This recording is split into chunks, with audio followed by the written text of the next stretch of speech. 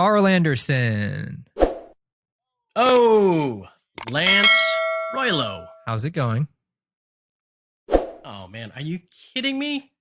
It's going so well that well, Well, we're wearing the same it's shirts Chris. It's on I on know, and it's Christmas. on It accident. couldn't get any better. On than that. accident. I know. When you turned your camera on and I saw it, I was like, oh my god, what are the odds?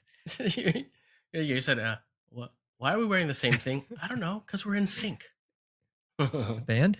All right. Well, you know what? No movie podcast would be complete, especially around this time, without our own personal top 10 list of holiday movies uh, that we're watching that are our personal favorites that mean something to Right. us. So yeah. So you know what? I've put my list together, and we've put this list together, right together, but in no discernible fashion. It's not that all of these movies are necessarily Christmas movies, but they are certainly associated with Christmas in some way, some form. Mhm. And these are the top 10 Christmas movies of Lance and Carl. All right. Yeah. All right. Yeah, So it's the best way to put it, right? that's the best way to put it. Yeah. So Okay, go so ahead. Go ahead. number 10. Oh, we're going Number going 10 backwards. I've put on my list. Okay. Yeah, we're going backwards to number 1. Okay. Number 10 is I kind of cheated number 10. So number 10 is Scrooged and It's a Wonderful Life, because they are basically Same story. the same movie, right?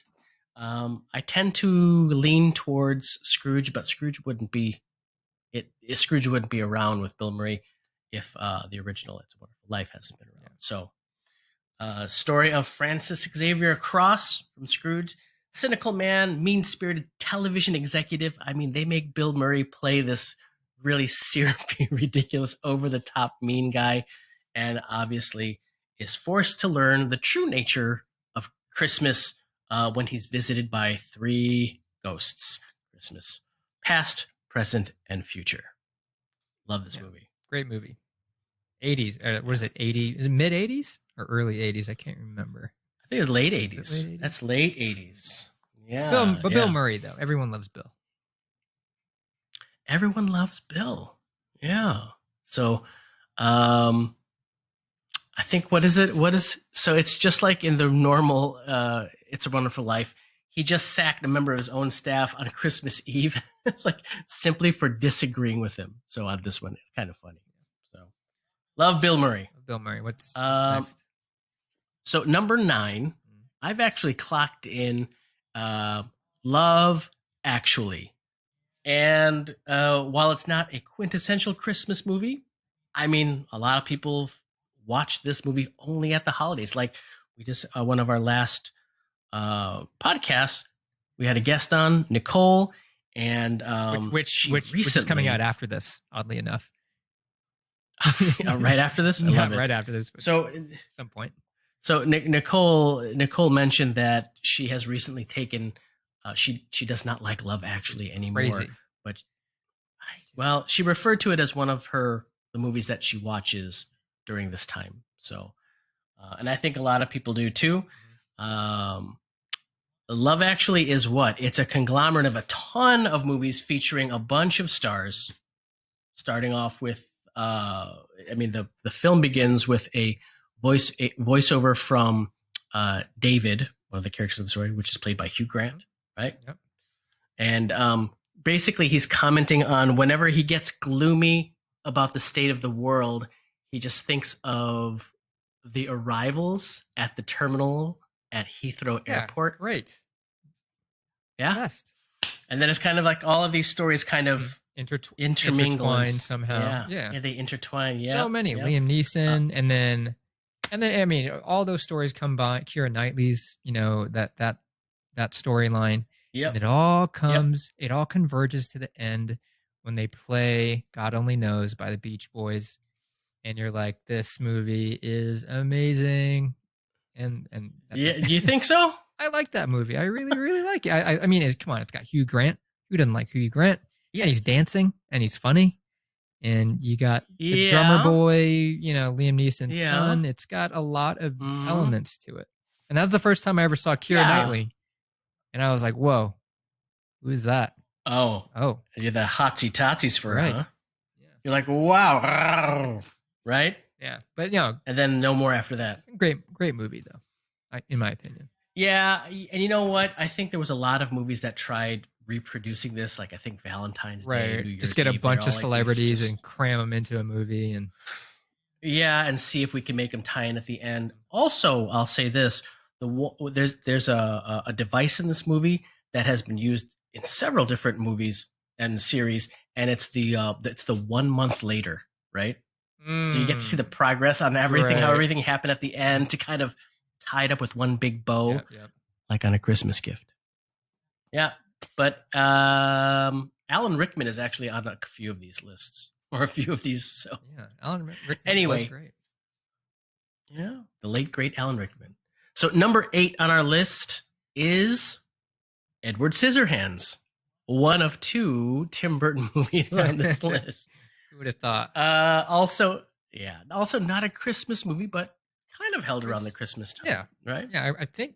You remember Edward Scissorhands? Of course, I remember Edward Scissorhands. Yeah, great. Yeah, I have to admit, this was a guilty pleasure that I put on the list. No, it was a great movie. Great movie. I remember the first time I saw it. I was pretty young. I couldn't understand what was going on initially. I was like, wait a minute. Like, I took everything so literal. You know, like as a kid, you take things so literal, and then I also didn't. I couldn't really grasp the concept of a movie. Like I think at this point, I still thought that when people died in movies, they died. You know what I mean? So they actually were gone. Yeah, they were gone. You know, like that's how young, and not acting. Like I was like, oh, someone died, and then so I was like, oh, did they really do that to his hands? Like, man, poor guy. You know, all movies were documentaries and live broadcasts when you were a kid. It was real. It was real. But anyways, I mean, so great movie though. Edward Scissorhands, played by Johnny Depp, basically the retelling of a Pinocchio tale. In a castle high on top of a hill lives an inventor's greatest creation, Edward, a near complete person. But before the creator actually could finish Edward's hands, like you mentioned, he is left with these metal scissors, right, for hands. And since then, he has lived alone until a kind lady, played by, you know who? I really don't. I can't remember. It's what's her face? She's in what do you call it? I don't know. No, but I will say this: I don't know if it's still in my top 10 list of my favorite movies of all time, but it was for a very long time. It's Winona Ryder. Yeah, Winona Ryder. Oh, Old Navy Thief. Sorry. You could have just said Old Navy Thief. I would have. I think it was Old Navy. I can't remember. I think it was Old Navy. I could be wrong. Whatever. Yeah. Retail thief. Yeah. But anyways. Okay. All right. What's next? Yeah. What's next? Moving on. Number 7, also debatable as a Christmas movie, but people say this is a Christmas movie. Die Hard, the original. Die Hard's with Bruce Willis. And it's a Christmas movie, right? And like you play Christmas music at the beginning and the end, and it's held during Christmas. But Bruce Willis, and also once again the late great Alan Rickman, where this movie during Christmas, an NYPD officer tries to save his wife and several others taken hostage by German terrorists at Nakatomi Towers, right? Or Nakatomi Plaza in LA. Honestly, some of the most quotable quotes from this movie, right? And can you name one? And the oh wait, can I name one of the quotes? Oh, yippee ki-yay, you know what? Yeah. Yeah. No, but welcome to the party, pal. I was gonna say that from what I understand, it was the first time that Bruce Willis had been an action star. He was like, I can't remember the name of the show, but he was Moonlighting. Yeah, I never watched it, but with Sybil Shepherd. I understand he was definitely not an action star in that. No, it was comedy. So again, somebody going from like tongue-in-cheek, smart alecky comment remarks to action star, which that's where he remained, right? Yeah, it's like I love this movie so much. Everybody loves Die Hard, man. Yeah, everybody. Like even the part where he's in the big gun battle, right? It's like doing a shootout, and then you hear Alan Rickman doing his best German accent. He's like, Karl, shine dem Feinster. You see Carl like this on the ground. He goes, shine dem Feinster. And he goes, shoot the glass. Remember that? Yeah. No, then John shoots the glass, and John McClane has to run through it, bloody feet. I just watched it again maybe a month ago or something like that, like the beginning of December. Yeah. It's a Christmas movie. Yeah, and one of the coolest special effects endings where Hans Gruber is holding on to the gift that he gave Holly, John's wife, soon to be ex-wife, right? And John unclasps the watch, and you see, Alan Rickman slow motion, to the falling earth, off the building, right? I'm like, how did they do that? That great shot, because it looked so real. So, and of course, as he falls, happy trails, Hans. Yeah, see, that's what makes it Christmassy. All right, moving on. Number 6. Number 6 is a comedy, not really a Christmas movie, but held during Christmas time, revolving around the Christmas season. It is Trading Places with Eddie Murphy and Dan Aykroyd and Jamie Lee Curtis. Yep. That was. You remember this one? Okay, correct me if I'm wrong. All right, it's been quite a long time since I've seen it, but I want to say the opening scene is Eddie Murphy is on his knees as a street beggar, right? Pretending he doesn't have legs. Yeah. Honestly, rest of it cannot remember. But right. I maybe you remember the ending scene. What was the ending scene? Where it's like feeling good or looking good, and where he addresses Eddie Murphy, and Eddie Murphy goes, "Feeling good, Lewis." And it's like, if they win the day. Okay, I need to rewatch it. It's been a while. Yeah. But anyways, yeah, I do remember it. Trading Places, a snobbish investor and a wily street conist played by Eddie Murphy find their positions reversed as part of a bet by two callous millionaires. This is prime. This is like prime Eddie. This is like 48 Hour, right? Or this is pre-40 or Beverly Hills Cops. I think it was something like that. Yeah, I think he was pre Beverly Hills Cop, like he was still doing the comedy thing, but he was on his way. And then he was on his way. That's what superstardom looks like. Right. Number 5. Number 5 is your personal favorite, Jingle All the Way with "We Must Get Out of Here." Who's your daddy? What does he do? Wrong movie. Wrong movie. Bad accent, but. You know what I mean? Yeah. So Arnold Schwarzenegger in Jingle All the Way, which is a movie about a father who vows to get his son. What is it? It was an action. It was like a Turbo Man. Yes, Turbo Man action figure. Right. However, every store is sold out. Right. Type deal, and he must travel all over town, get into hijinks, and compete with all the other parents. He's competing with Sinbad. Sinbad's a post office worker that's trying to comedy genius. Sinbad. You know what? Total side note. I heard Sinbad stand up. He kills. Isn't that random? I would never guess. I would never think that he's the kind of person that would murder it. But apparently, I've listened to other podcasts and they're like, dude, you have no idea that when Sinbad goes on, he can go like unprepared and he murders. I had no. Wow. Recently, is this new Sinbad? I don't know if it's new, but recently though. Gotta take a listen. Who knew? But this movie, capitalizing on all of the parents out there who feel the pain of wanting to get their kid the toy of the season. What were they in the past? Like there was Elmo, Beanie Babies, Elmo, remember? Tickle Me Elmo. Yeah, right. Transformers. Remember Furbies? I do. Freaking Furbies. And then they had that Furby-looking creature that broke out of an egg. I don't know. I can't remember what it was called. Yes. Yeah. You're right. Now you know what it is this year, right? It's not even really for kids. It's more for What is it? Shopkins? PS5, dude. I can't. What? The PlayStation 5. It is. It is literally Oh. the hard. All right, maybe it's not a toy. It's a toy. I mean, come on.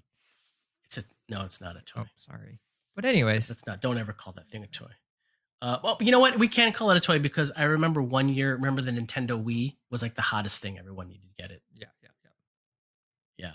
And then I think it was like what 5 years ago, the Elsa doll, like frozen stuff. Oh yeah. Yeah. But anyways, All right. Number Yeah. 4. Number 4 is Carl's personal pick. It has to come in his top 5. Right. So it is The Nightmare Before Christmas with Jack Skellington, another Tim Burton flick. I chose this to be in the top 5 because it is an untraditional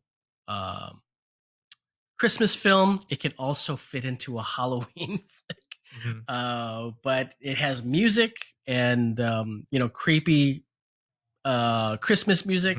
But it is basically, if you haven't seen it, Jack Skellington, the king of Halloween Town, trying to figure out what he wants to do for the rest of his life. Like, there must be more to this. I'm so good at being king of Halloween Town. He discovers Christmas Town and attempts to bring Christmas to his home, causes confusion, and also replaces Santa Claus for one creepy night. That song in What's this? Claymation. What's this? Man, one of my favorite songs, probably. Just period. Really? Yeah, I love that song. I don't know. It's just a positive. I mean, it's not like I have it on my Spotify playlist, but every time I hear it, or if I hear someone say "What's this?" like in a certain way, I'm like, oh yeah, and then stuck in my head for the whole day. Great movie though. Okay, number 3. Okay, top 3. Probably all Carl's. I put on mine. No, go. I'm just kidding. Oh, I put on my top 3. Starting with top 3. Christmas Vacation. The Griswolds. Come on. In their triumphant return. Come on. You have to put that is one of the funniest, despite how crappy Chevy Chase may be in real life. Man, he had some banger movies that came out in the 80s and 90s. And I mean, and he was meant to play this unfortunate guy, Clark Griswold. Also, Beverly D'Angelo reprising her role as his wife. Juliette Lewis plays Audrey in this one, so they're starting to move up their listers of who is playing the children, right? But then my favorite character in this one, cousin Eddie Johnson, played by Randy, the gross Randy Quaid. Yeah, that big RV. Oh man, such a good movie. My favorite character in the movie is the squirrel that that jumps on the that movie. It's the one thing that that squirrel stole the show. It's the one thing that people talk about. If you're talking about like disaster Christmases and everything, everyone will refer to the squirrel jumping out of the tree. My favorite scene in that movie, though, hands down. Well, there's a lot of scenes, but my favorite, the one that I always bring up, is the toboggan with when he sprayed. I forgot what they sprayed. They sprayed something on it, and he goes like 100 miles an hour, crosses a road. Yeah. I mean, come on, that's the to make it super slick. Yeah, so when I was raised when I lived on the East Coast, I was raised up there up north. I didn't even know what a God, I can't think of the word right now. Not a toboggan, but it has like, you go down a hill, not skis, but what's it called? A sled. A sled. I didn't even know what a sled was. All we had was a toboggan, and then I remember thinking to myself, I was like, man, I want to ride a sled. And my sisters were like, they're kind of boring because, like, you just go down. Find a hill. You find a hill, you go down, but at least in a toboggan, you can spin. And I tried a sled, and they were absolutely right. It's not nearly as fun as a toboggan. Like, not nearly as fast. And anyways, but so I watched that. How about here in Hawaii? They don't have any of that. They have to go down hills on cardboard boxes. Not as fun. Wet grass. Not as fun. But anyways, kind of sad. Great movie.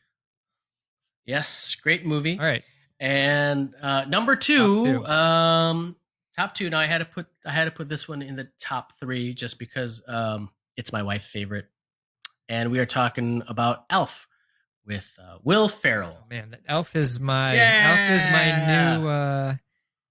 You know, growing up, I always had the movie I had to watch every year, and then it was a Home Alone one, and then eventually Elf. So now it's kind of Elf and Love Actually, kind of especially here in Mm. Hawaii. It's warm, so you don't it only feels so Christmassy, right? You don't feel it. Not Yes. really. Yeah. So You you don't got to feel watch it. movies that kind of get in the mood of Yep. it, and Yeah. Oh, I agree with you 100%. yeah. So that Elf is definitely one of those Yep. movies that I So feel sets the tone, kind of. Elf, Elf, after discovering that he is human, a man raised as an elf in the North Pole decides to travel to New York City to locate his real father.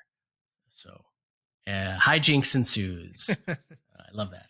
Will Ferrell has one of those faces that, like him and Paul Rudd, I can just look at their face and I laugh because they just have that, like, not a Yeah, funny they look, know but exactly. just Yep, they're and you're ready to laugh with yeah, them too. Their yeah. brand. So, All right. And number one, one. and now before I get to number one, this is not including such classics such as A Christmas Story, which obviously would probably go down as one of the top, if not the best, Christmas favorites. Traditionally Christmas But movies, right? it is traditional, right? Yes. So these are just movies that invoke thoughts of Christmas, in a non-traditional way. But number one is, you already mentioned it. I was going to do the That's one of drum the roll things. sound. I don't know how to do it. Okay, there you go. Home Alone. Yeah, Home Alone. Yeah. Home Alone. Wow, you knew. Wow, shocking, even though we came up with this list together. Yeah. It's like process of elimination. Yeah. No, I mean, it's gotta be Home Alone. Classic. Classic. And when I first saw it, I think a lot of kids were like, wow, that would be so cool. That would be so cool to be left alone. And then you realize when you're older, you would so die if you, especially if guys were like, if what were they called? The Wet Bandits, right? If they were, you'd be screwed. You'd be screwed. Yeah, he would have let them in immediately. They would have broken the glass and come on. It would have been over. But great movie, classic. When you think of like the kid has got to, find ways to survive during Christmas time. I mean, I think that's survive. It's kind of funny that you say survive because this is an 8-year-old troublemaker who must protect his house from a pair of bumbling burglars, right? Right. But when he's accidentally left at home, but the thing is, like, parents are like, there's no way that kid would be left alone at home, home alone, without them getting arrested in the sequel. Right. But man, what a classic. That is truly a classic. Christmas movie. Truly a classic and number one. So, anybody watching out there, I hope you can let us know if there's things, the oddities of holiday movies that we may have missed, or whatever your top favorites may be. How do we enhance this list? So, happy holidays and thanks from Real Parallels. Happy holidays. And look forward to talking with you guys soon. Lance, Merry Christmas. Hey, Merry Christmas, Carl.